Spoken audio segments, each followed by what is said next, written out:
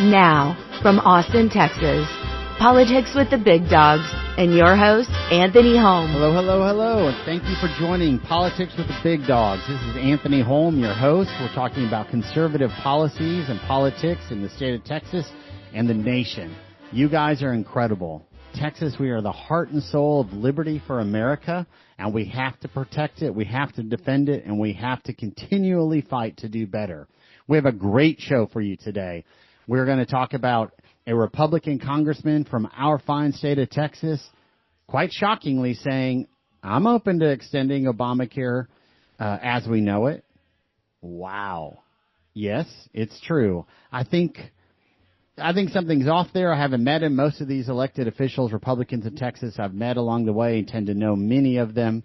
I haven't met this fellow, so we'll talk a little bit about it and who he is and his values. But yes, he said he was opening for a so-called bridge, a stopgap for this 15-year program that needs yet another bridge, a catastrophe.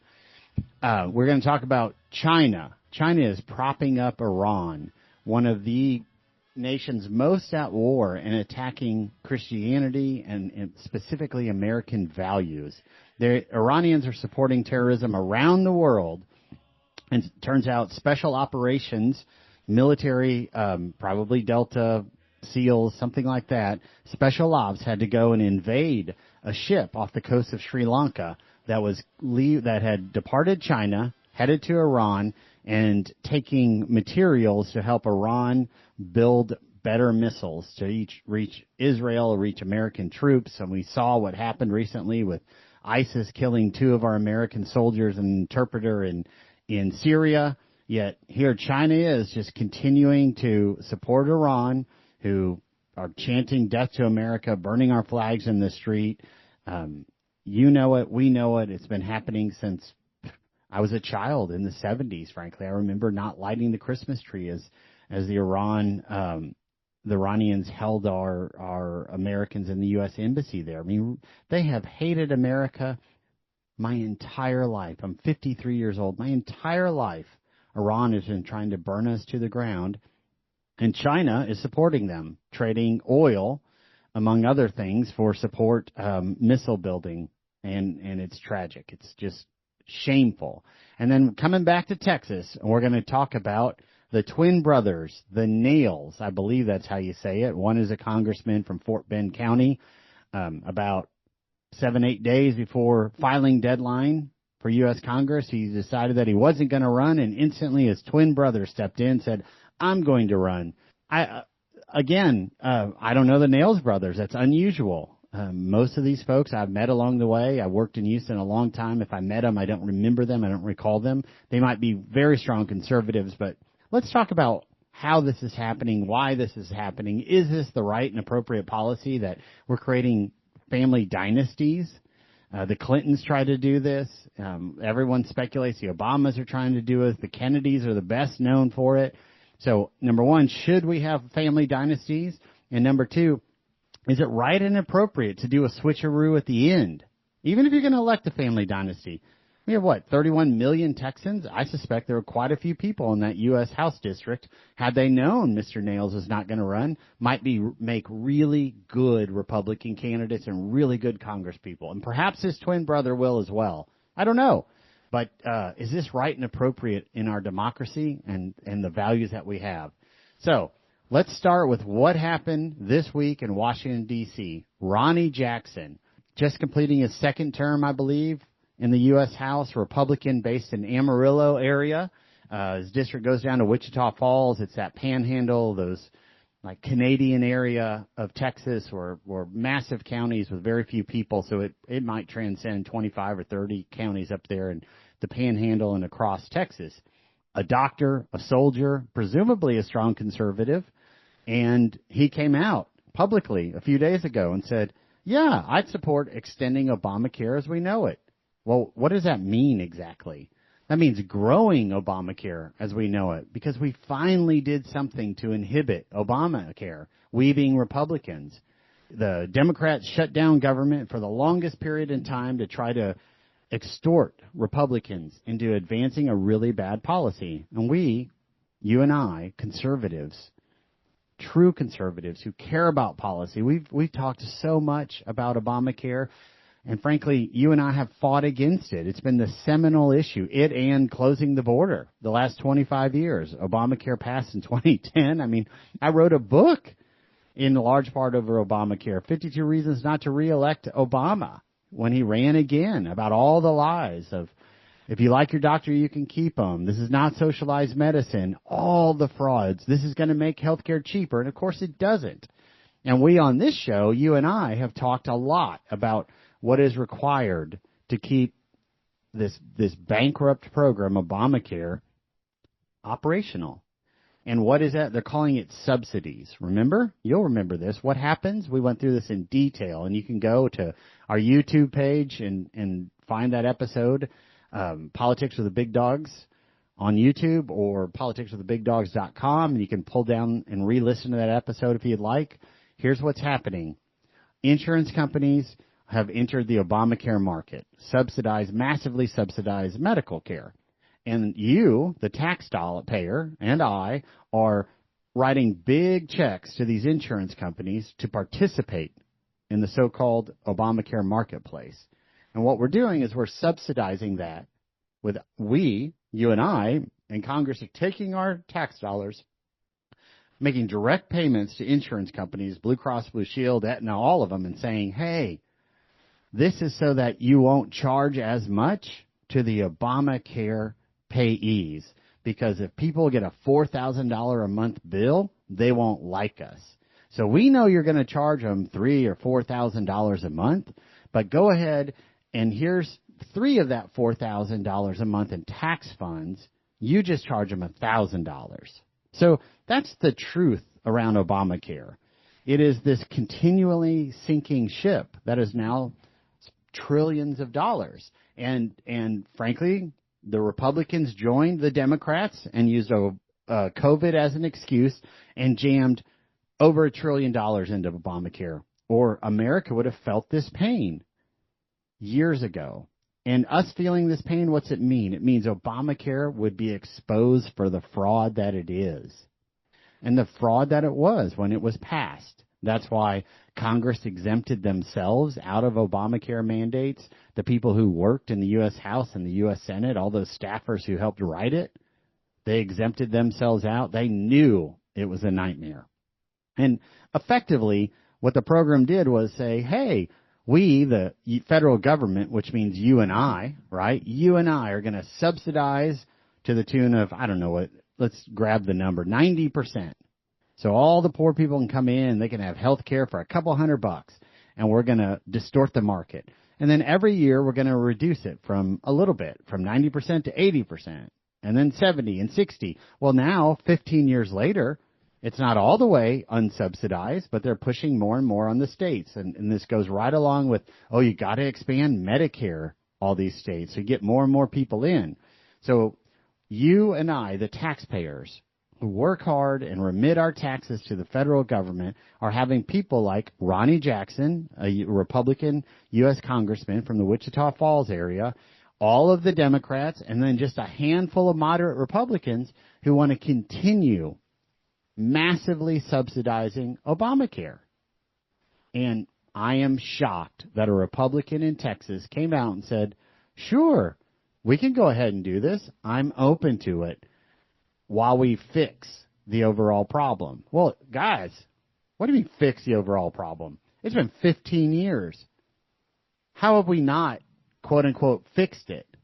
Or he said, I'd be willing to do it to bridge a gap. Bridge a gap to what? I mean, this is what's happened. All the Republicans ran on ending Obamacare, and I think they all just did a nod and a wink to each other, and they get up there and they're like, yeah, but we can't do that because now we're pouring $1 trillion in, and man, all this so-called discounted health care will suddenly quadruple in cost. Yeah, it will, because it was a terrible idea. And they're like, oh, we can't do that. Well, why not? End it. End it. This is ridiculous.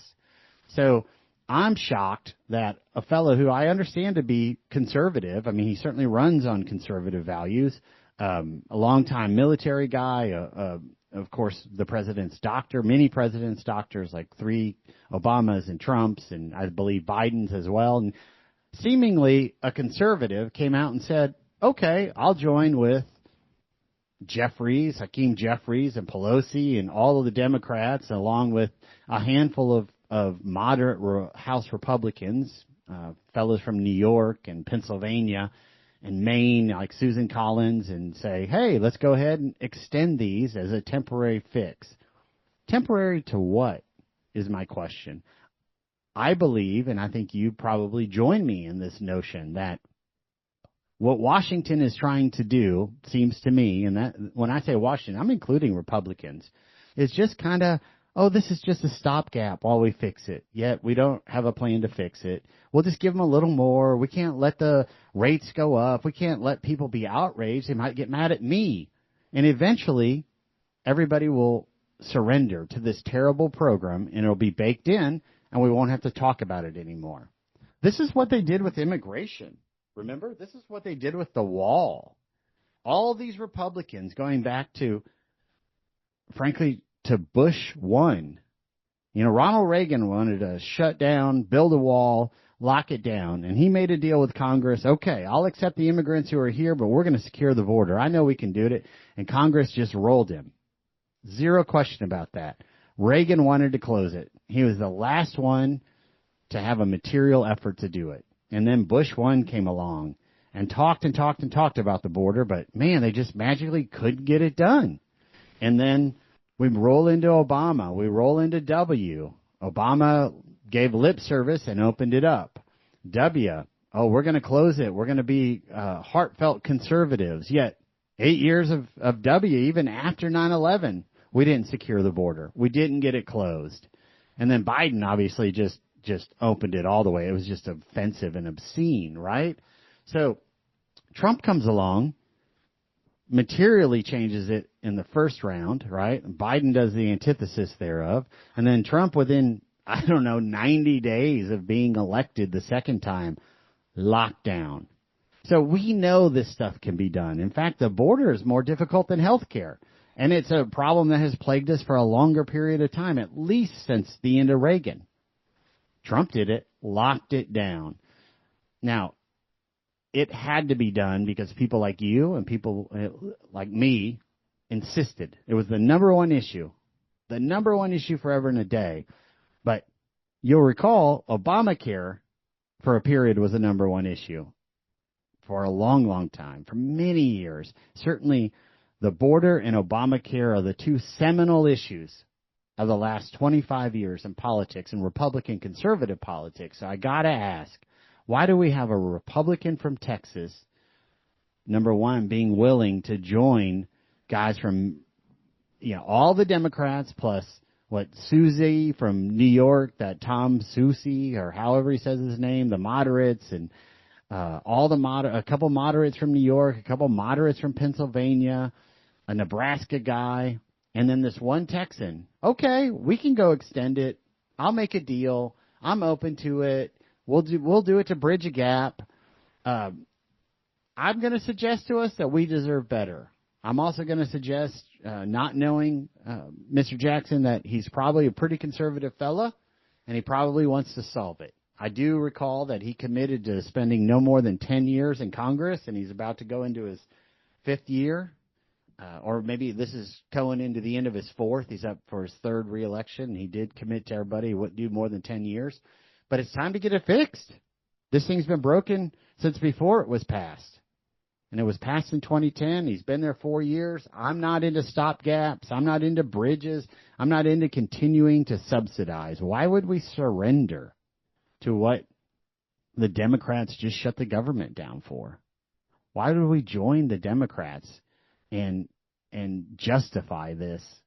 I don't think the Steve Toths of the world or Toths of the world is running for Congress, or Briscoe Caines of the world would go in there. And I've got to wonder, why is somebody seemingly conservative from the Panhandle saying it's okay?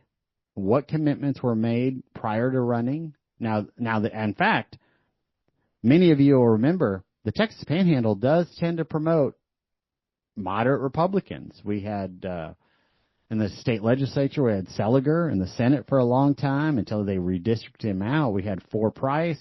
Four Price is a guy who was a lieutenant for a very moderate Speaker Strauss and stopped a lot of good conservative policy. So the Panhandle is not the bastion of conservatism that many of us would think and hope that it would be. But I'm struck by this. I'm struck by what happened in Washington recently and how a Republican from Texas is saying it's okay. So as we pick up some more seats in Texas through redistricting, we've got to make sure that we're not sending people to Washington that are going to capitulate to Democrats and capitulate to bad policies. Obamacare is an antithesis of the values we conservatives hold in Texas. And I invite Ronnie Jackson on the show. I think I'd like to hear what he has to say. I suspect that he would change his tune. I suspect that he's going to say things like, oh, it was with, I only intended that for exception, so illegals couldn't get it, and this couldn't happen, that couldn't happen. But, at some point, guys, we got to rip the proverbial Band-Aid off of Obamacare and take the medicine. And all of America has to watch their bill go from what is already an outrageous $1,100 a month to like $5,100 a month to say, oh, my gosh, this is what the Democrats sold to us. This is Obamacare. In the absence of $1 trillion transfer of your tax dollars and my tax dollars, this is what the market's going to charge us for this outrageous mandate. And that's what it is, right? We got here by a bunch of moderate Republicans surrendering initially. Oh, it's not a mandate. And then it going to the U.S. Supreme Court, and Chief Justice of the U.S. Supreme Court appointed by W. Oh, we can't undo this. We shouldn't undo this. Too baked into society. And then Congress came back and said it's not a tax, it's a mandate. And then they justified it again. The effort in Washington, D.C. in the swamp is for Republicans to join Democrats and just tough it out and suffer from we, the electorate, who say, make this happen, and change it and strip it. And they're like, yeah, I'm going to try. They just want us to suffer until it's baked in. And every month and every quarter and every year it gets more and more baked in. So all of us in Texas, we need to ask Representative Jackson, what exactly is it that you want to support in Obamacare and why? Because I suggest to you, we want free market solutions. And massive transfers, trillion-dollar transfers of our federal tax dollars are not that. We want to reduce federal overreach. We want to lower costs through competition. We're doing the exact opposite. We're socializing the healthcare system. And we want individual choice over government mandates. And that's not what is happening with the Obamacare travesty. This is just hurting so many Texas families that we all need to sit down and have a real honest conversation about it. And guess what, Congressman? All of you, the generic congressmen, you're going to have to take some tough votes. That's part of the actions, why you're there. Mr. Jackson, Representative Jackson's a soldier, longtime Navy, a veteran of the Middle East, as I understand it. I suspect he's up for it. But, this isn't personal. This is principle. And Texans deserve representatives who keep their word. So as you hear this up in the Panhandle, make sure you're asking Representative Jackson. And we'll invite him on the show, and we'll see what he has to say and why folks are really entertaining joining Democrats to extend Obamacare. This is Anthony Holm, host of Politics with the Big Dogs. Follow us on Facebook. Follow us on Instagram. Follow us on Truth Social. Go to the YouTube channel, Politics with the Big Dogs. Listen to the Obamacare episode. Listen to the mini episodes we have. And send us your thoughts and ideas. We want to engage you, the listener, because together we can keep Texas the beacon of liberty that it is and shall always be. Love what you're hearing? Find all of our shows at politicswiththebigdogs.com. Subscribe to our newsletter and send in your questions.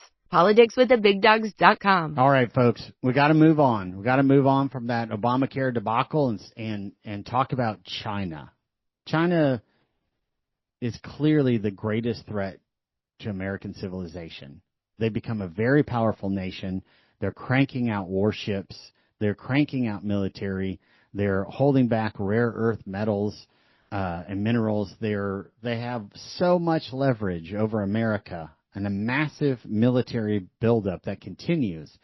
One of the many ways that they are trying to undercut America is by supplying our adversaries. The most conspicuous of the moment is Iran. And the reason it's conspicuous because it was hardly even reported that U.S. Special Operations soldiers went and took control of a ship that left China, headed for Iran. It was a few hundred miles off the coast of Sri Lanka, clearly let it get out of the Chinese water territory and probably the claimed territory, and we took operational command and control of that ship. And God bless the American soldiers who are the dads and the husbands and the children of the families here at home. Have no idea where these soldiers are. And they just went and took operational command of a ship, who knows at what cost to life and liberty, and intercepted missile parts and missile components, long-range missile components, as I understand it, that were going from China to Iran. And why? Why were they going there? In part, no doubt, because China is incentivized to ensure that America has a whole bunch of people wanting to end America. It is in their strategic interest. What is it, Sun Tzu's? The enemy of my enemy is my friend. And then, of course, Iran, who are international pariahs, they are selling tremendous amounts of oil at discounted values to China and a few other really rogue actors. So what are they getting in return? In part, they're getting long-range missile equipment. So I got to ask why we're sending advanced microchips to China when China is turning around, clearly has a partnership with Iran, and is providing military technology and equipment.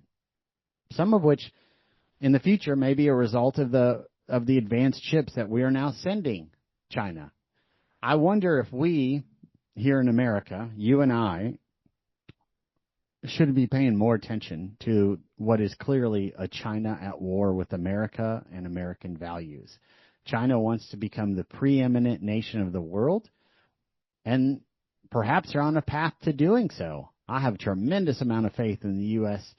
ingenuity, the U.S. military. I am troubled, of course, and I think we should all be troubled at the aggression and the pace at which China is building up not just their military, but their global influence.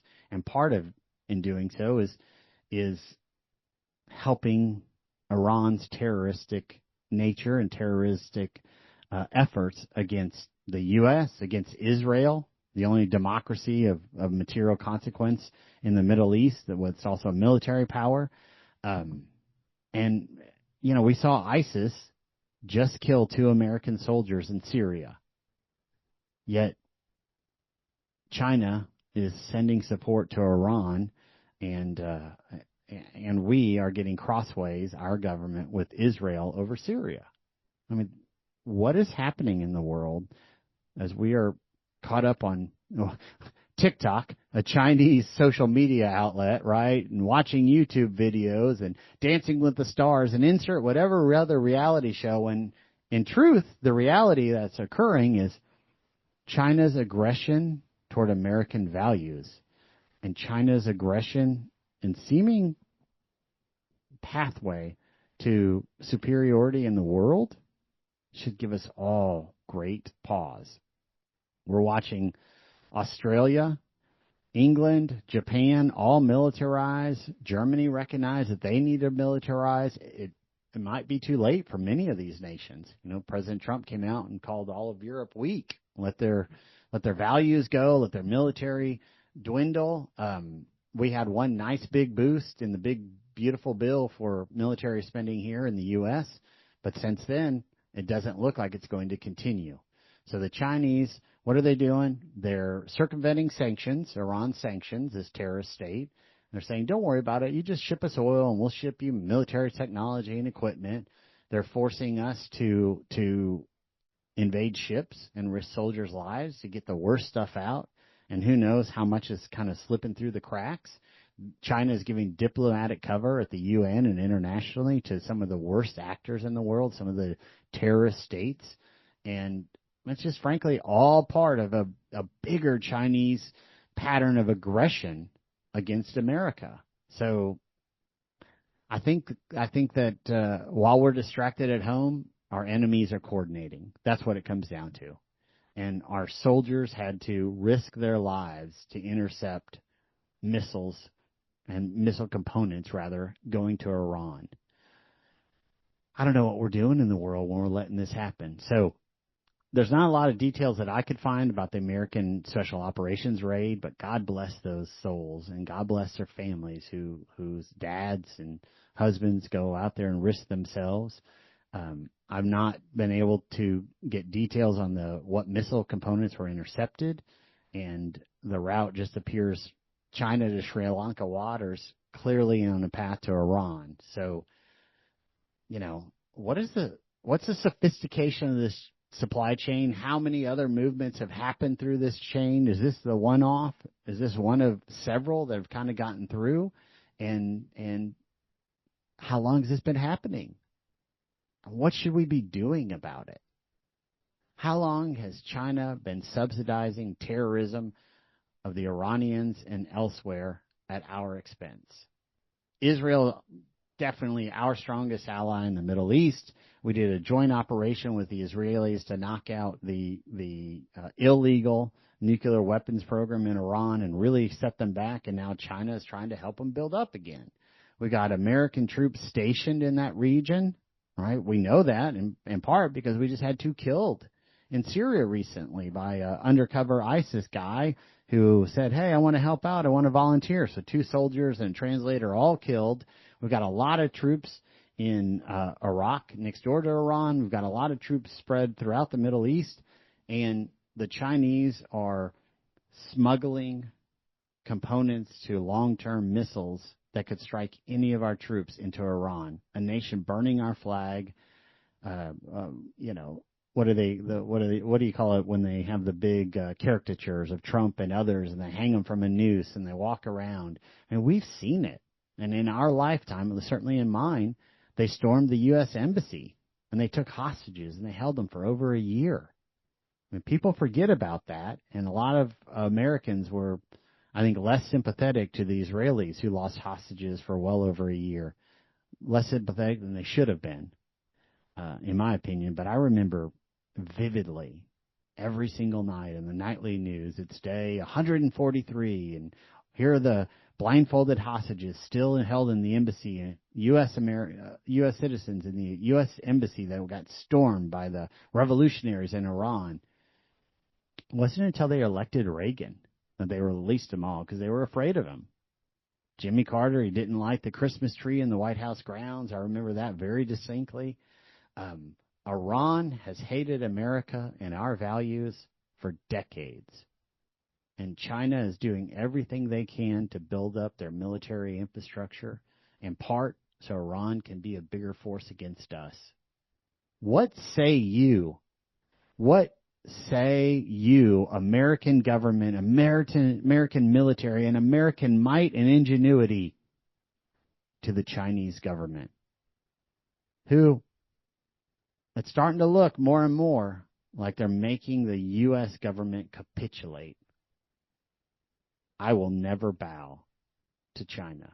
I will never bow, and I know you join us in fighting and advancing American values, not just here, frankly, but abroad.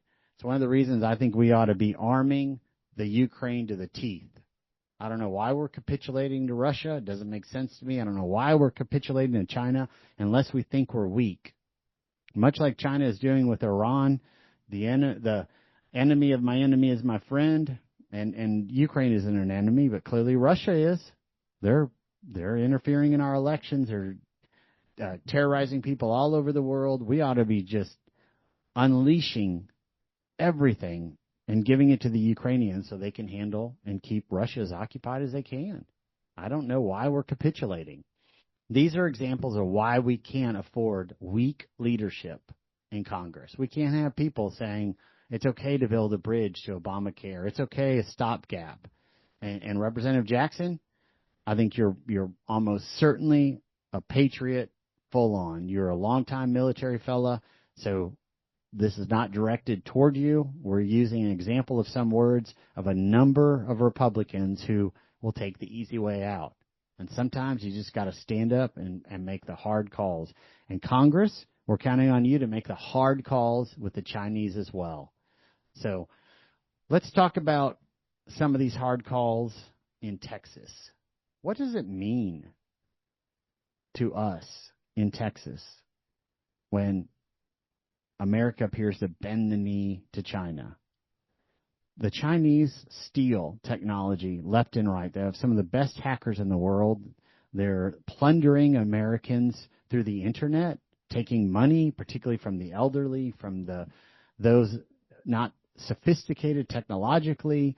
I bet most of us have been hacked, whether we've lost money in that or not. It's just this massive transfer of wealth going to China and going to North Vietnam, which only, as I understand it, has internet connection because it goes through China.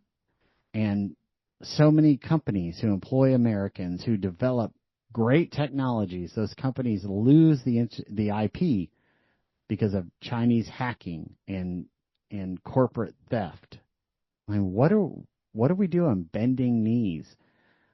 We had, I believe we had an instance of terrorism here in Texas from a Chinese national who was stalking people and harming them in Houston, as I recall. It's been maybe 2 years since that's occurred. We've had spies captured in greater Houston that were spying for the Chinese government. We have the Chinese government just, in many regards, making America look foolish and harming Texans. So we are calling on Congress, you and I are calling on Congress to take a deep breath, stick out that strong American chest, say no to Obamacare, say no more to bending the knee to China, saying no more to allowing Iran to advance terrorism with the help of China and the Chinese and the forces against us. And frankly, if we need to go and do a few more tactical strikes against the Iranians or any vessels off the coast of Sri Lanka to ensure that's happening, just like President Trump is currently doing with the drug running in the Caribbean, then so be it. We no longer need to bend the knee to China. We no longer need to bend the knee to Russia. And we should not allow either of them to advance terrorism through aid to the Iranians or any other nation. The Yemenis, nothing. If we're willing to go out and blow up drug runners in the Caribbean, which I have no issues or hesitation about doing, we ought to be able to do it in Yemen. We ought to be willing to do it in Sri Lanka. We ought to just put a hard stop on the entire behavior, frankly. So we are calling on the entire congressional delegation from Texas and the Republican movement in America and the conservative values of America to defend our liberty, to continue honoring our fathers who came together, one nation under God, and had the courage to defend posterity for 250 years now. This might be a moment where that type of courage is needed to continue defending our values and our liberty. You're listening to Politics with the Big Dogs. This is Anthony Holm, your host. Please follow us on Facebook, Politics with the Big Dogs, on YouTube. Subscribe, Politics with the Big Dogs. Instagram, Truth Social, you name it. We are there, and we want your support. We want your aid. We want to work together with you. We want to advance the conservative movement in Texas. We're doing deep dives into politics and policies. We are constitutional conservatives who know the value of liberty and honor God. We honor God because we are a nation founded on Judeo-Christian values that is threaded throughout our legislative and our foundational documents. And if we have to defend ourselves against Muslims from Iran or the Muslim takeover of Michigan and beyond, then we will. And if we have to defend ourselves against threats from Chinese who do not value religion and certainly devalue and oppose Christianity, then we will. And we, Americans, have led a system called capitalism, which has brought more people out of poverty than any other system known in recorded history, and it's happened in the last 150 years. The level of poverty that has been eviscerated in the world in the last 150 years is 10x of the last 1,000 years prior. And that comes from capitalism. And we see it left and right at every nation that has followed America, and the benefit to their society, to their children, to have shoes and food and the opportunity to learn in school, and the riches that come for not just material wealth of electricity, but riches of the soul, because you have the opportunity to read and educate your nation. This is capitalism. And the Chinese directly oppose it. And frankly, Americans are opposing it more and more, getting lazy and not understanding what this nation is about. So this is why we cannot afford weak leadership in Washington. We need constitutional conservatives who will defend the policies that make America great. Now, speaking of leadership that we need to have some discussions about, we're going to come home to Texas. Something curious happened recently. There's a Congressman Nehls in Fort Bend County, just kind of, southwest of Houston. Excuse me.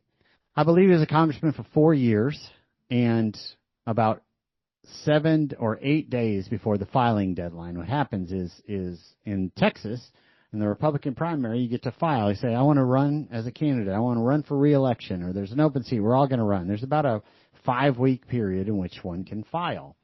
And we call this the filing deadline. The filing deadline, as I recall, was December 8th. Well, right after Thanksgiving, so just days before, I think it was 9 days before the filing deadline closed, which means if somebody hadn't filed, you don't have the right to do so. That's it. It's gone. You had to make your decision already. So 9 days before that, an incumbent congressman, Troy Nehls, who I'm sure I met somewhere along the way, but I don't pretend to know him. He might be a great human. This all could just be through chance, but it's odd, and it's really odd behavior, and it's worth all of us talking about. He decides he's not going to file for re-election, which is, I'm sure, a shock to everybody who thought about running for Congress in that district. And within hours, his twin brother, Trevor, says, I'm going to run. And Congressman Nehls, Troy, announces that he's going to support his brother. So it's kind of like a switcheroo. And this happens in politics. It happens with frequency, sadly. And that's why I bring it up to you. I mean, look, both of them may be incredible congressmen. They might be people for whom you or I would vote. But I wonder if this is the right way to go about doing it. And the reason that I'm bringing it up now, I'm not just trying to single these two out. They did this 4 or 5 years ago, as I recall. I just couldn't get the details. I was trying to bring up the details, and I'm having some trouble finding exactly when it happened. But now Congressman Nehls had been the county sheriff, the Fort Bend County sheriff. And one day he announced that he was not going to run for re-election. He was running for U.S. House. And his brother, who I think was a constable at the time, instantly announced, the same brother that instantly announced within hours that he was running for the congressional seat, he said, I'm going to run for sheriff. So it really felt like a switcheroo 5 years ago and then a switcheroo recently. I'm just suspicious that this is the right way to advance democracy, and I'm curious of your thoughts. So go to politicswiththebigdogs.com and let me know your thoughts, particularly if you know the Nehls brothers and you're living in the district. They might be incredibly awesome conservatives and perhaps even the best people for the district. But as I recall, each congressional district has about 700,000 people, and I'm suspicious of doing family dynasties, right? The Kennedys did it and still continue to do it. The Bushes did it, governors and presidents and nephews and multi-generational efforts. The Clintons, obviously, the husband and the wife. There's a lot of speculation that the Obamas will try to do it. We have 330-ish million Americans. Certainly we can go beyond a handful of families to find good patriots who would serve our nation well and serve our Constitution well. So what does this look like? Is this a, fool me once, shame on you, fool me twice, shame on me type situation with the Nehls? Or is this all par for the course or right and appropriate? So you tell us. I'd like to hear from you. Politics with the big dogs. But what does this dynastic succession do, right? For sure it denies voters a genuine choice because there's just so much support. And President Trump came out, as my understanding, and immediately also endorsed the twin brother Nehls. So that shuts down a lot of it. Endorsement from the president generally advances people. Certainly that's we were talking about Congressman Jackson earlier, had been endorsed by Trump, and Trump aggressively advocated for him and mostly put him in the runoff, as I understand, and then in the House. So what does it do when you get these switcheroos? I think it denies credible choice, and it often prevents a robust primary. Well, man, robust primaries, we need to have them because people need vetted on their issues and what they really believe and what they really stand for, and forced to make statements like, I won't extend Obamacare, even if it's a bridge or a stopgap. I commit to you, so that we can remind them of this once they get up there. And also, look, the greatest event in my adult lifetime is the primary event in 2016. We had this incredible lineup of quote-unquote traditional Republicans and Governor Jeb Bush and the guy from Ohio who had been the budget chair, and there's just this who's who of formidable political actors. And then basically like a celeb personality guy and Donald Trump. And he cleared the field. That's amazing to me. We need big, robust primaries so that the Donald Trumps of America have the opportunity to be heard and potentially be elected. I mean, that is really good for democracy. Whoever thought the swamp would change so much, or that it could change so much? I mean, I don't think anybody expected Donald Trump to be president, number one. And then number two, certainly no one expected him to have the successful policy outcomes that he's had. It's just incredible. Closing the border, like defending the military, making the military great again. It had been just run down by Democratic presidents, had been stripping it of its dignity and its funding, and even Republicans who had kind of done a wave at it. We moved toward an elite society of aristocratic leaders. And then Donald Trump, who is a self-made, an impressive businessman, but frankly, not a politically, engaged fella, certainly hadn't been elected. He comes out of nowhere. He really cleaned the field of what was, I think, the strongest primary field of my lifetime. So when I see these so-called switcheroos with the Nehls brothers, both in the sheriff's effort and now in this U.S. House, I think to myself, not only is this perhaps an inappropriate abuse of the democratic system, but I also wonder, boy, did we just miss an opportunity for a Donald Trump to present himself in a big public debate because we, the institution of D.C., did a switcheroo and shut it down quickly. Back up 4 or 5 years, and now Congressman Nehls, the one who's chosen not to file for re-election, was the sheriff in Fort Bend County. And then he said, I'm not going to run for sheriff. And again, I was trying to build the timeline. I couldn't get enough precision, so I'm just not going to speak to it. But very shortly thereafter, I feel like it was immediately thereafter, his brother said, hey, I'm running for sheriff, and largely impaired the field. Now, I do think he got had a contested primary, which he won. I'm not sure voters even knew they were voting for a different Nehls, and that's probably what's going to happen in this congressional, right? In 90 days, you just don't have enough time to introduce yourself to all the voters. You see Nehls, and you think, oh, it's my guy. So when I voted for last time, he came to my house, and I met him, and I like him. No, it's a different one. Just happens to have the same name. So these switcheroos, are they good for democracy? Do they honor the system? Do they honor the integrity of the individual? That is worth discussion.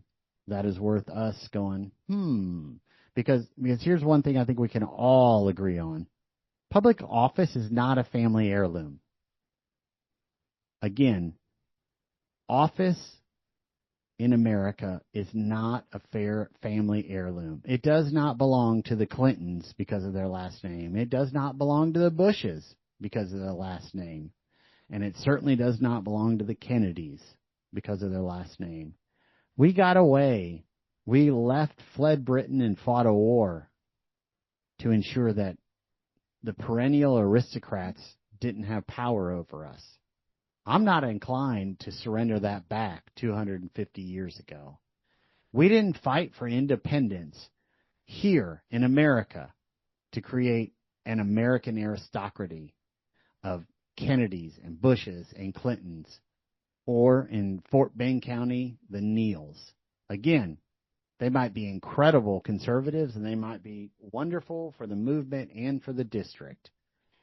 But these efforts on switcheroos, which we've all seen over the years, if you've been paying attention, a husband will wait until 5 minutes before filing deadline. Oh, I'm not going to file, but my wife is, and it's the same name. Or my friend is, and handpicked, but they won't announce to the world that they're really not going to. They're kind of secretly. This was a big game in the 90s and the 2000s. Like, people would stand at the Republican Party headquarters where one files with their own filing documents and waiting and watching the clock. Okay, it's 5:45 when it all closes. Is this person going to show up and file, or should I file? Right? Like, this type of game is just not honoring the system. And that's not, when I'm advancing this discussion now, I'm not talking about the Nehls. I'm talking about the generic game. Over the last 25 years, we've seen this. But these two brothers, and we've now seen it twice in two different offices over 5 years. And, maybe Texas Republicans deserve better than succession plans hatched up by a family. We need representatives that are chosen by voters, not appointed by the brothers. And this transcends the Nehls. This transcends decency and democracy. So, look, the Nehls might be great for America, but that type of conduct is precisely what advances the swamp in D.C., and it's a swamp that I want to drain. So I'm open to these guys being wonderful conservatives. I don't like the process, period. I'm open to Ronnie Jackson being a wonderful conservative, but I'm real suspicious of the words that he used. So, look, if Ronnie Jackson is going to join Hakeem Jeffries, the Pelosi's, and just a handful of the most moderate Republicans in the U.S. House to extend Obamacare, that will be incredibly problematic to me as a conservative. I don't live in his district, but that should give us all pause. Similarly, if China is going to continue with this axis of evil or this axis of terrorism and continue feeding the terrorists in Iran, then we need to do more about it than we have. And we sure as heck shouldn't be giving them chips or access to, and when I say chips, I'm talking about high-value, advanced microchip processors so that they can make more and more weapons to help Iran and the terrorists. We have families who are mourning the soldiers that were killed in Syria just days ago. We should not be helping folks who are effectively our enemy. I mean, China is really becoming, if it's not a literal enemy, it's a high-risk competitor. And more it feels like America is bending the knee, perhaps because they're afraid. America should not fear anyone. We are liberty. We are honor. We are 250 years of the greatest and most beautiful democracy ever known in recorded history. So any axis of evil and any axis of terrorism that is supported by China and Iran or China and Syria, we should intervene. I'm incredibly proud of our special operators who did that. I'm honored to be an American. I'm honored and appreciative that we get to walk down the streets of America and exist in Texas, knowing that you are out there, number one, protecting us, and number two, doing the hard work that allows us to safely go just to take our children to the mall to get photos with Santa, or to go to the movie theater without fearing ISIS blowing us up when we're in there. But if Iran gets more and more military advancements and longer-term missiles, they're a threat not just to Israel, they're a threat to all of our troops in the Middle East. They're a threat to the continental U.S., and China is helping them get there. And then these family dynasties like the Nehls are trying to create in Fort Bend County, or the Kennedys or the Bushes, that's just fundamentally un-American. I don't know how else to say it. It is not in keeping with conservative values or the honor of our founding fathers who gave us this incredible gift of democracy. So Mr. Nehls, or both of Nehls brothers, if you guys are great conservatives, then I salute you for your values. But I believe your processes, and I think most of the voters will accept and agree that your process could have been done with more notice and made it much more open and accessible to a contested primary. You might have still won, and that would have helped you. So accountability matters. And really, that's the thread for today's show. Accountability matters. Ronnie Jackson, you got to speak clearly and make sure that we know if you're advancing Obamacare or not, because accountability matters. And China has to be accountable to their aid to weaponize our enemies and the terrorists who are Iran. And folks like the Nehls brothers are going to have to be accountable at some time, even at some point, even if you're doing an old switcheroo and trying to get in at the last second. Primaries come up every 2 years. Accountability matters. So what do we do as listeners of the Politics with the Big Dogs? We work together. We work with a common voice. We contact our representatives. We engage them in questions. We engage in the democratic process. We support genuine conservatives, and we vet them. We don't look away. We listen. We jump on issues. We vet candidates. We stay informed, and we stay involved. What are some of the things coming up? The Christmas season, the New Year. We're going to pay less and less attention, and then, boom, probably January 4th, we're going to be 6-ish weeks out from early voting. You're going to be inundated with information. Most of it is spin. But remember, here, we speak truth. We do deep dives about conservatism, and we are constitutional conservatives on everything that we view, every vote, every policy, every communication. We have the power if we'll use it. America has the power to handle China, to handle Iran, to handle terrorists, if we will use it. Thank you for listening. Thank you for joining Politics with the Big Dogs. Politics with the Big Dogs with Anthony Holm is supported in part by the First Amendment Alliance Education Fund. Learn more about today's guest and hear other episodes online in our archive. Visit politicswiththebigdogs.com. If you have a question for Anthony Holm, email Anthony at politicswiththebigdogs.com. From deep in the heart of Texas, you've been listening to Politics with the Big Dogs.